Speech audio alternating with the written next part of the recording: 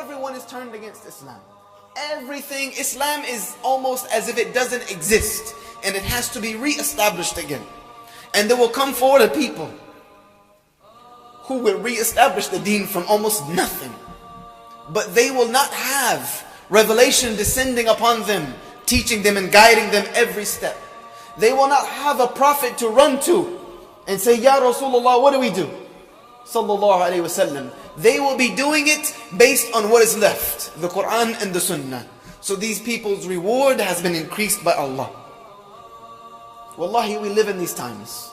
Because you can go even to the most populated Muslim country you want. And I've been to most of them.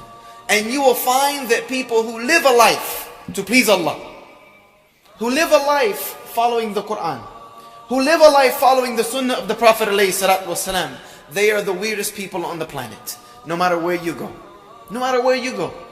You can even stand around the Haram in Mecca and still find yourself out of place when you follow this path of following the Quran and Sunnah. But for our sisters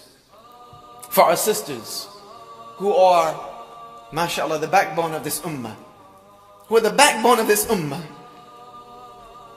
you've been given a special place, a very special place, and you cannot forget it.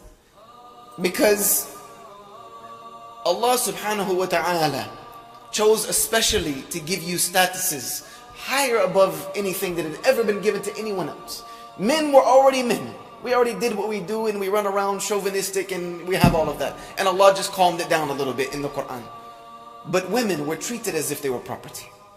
Women were bought and sold. Women were buried in the sand out of disgust.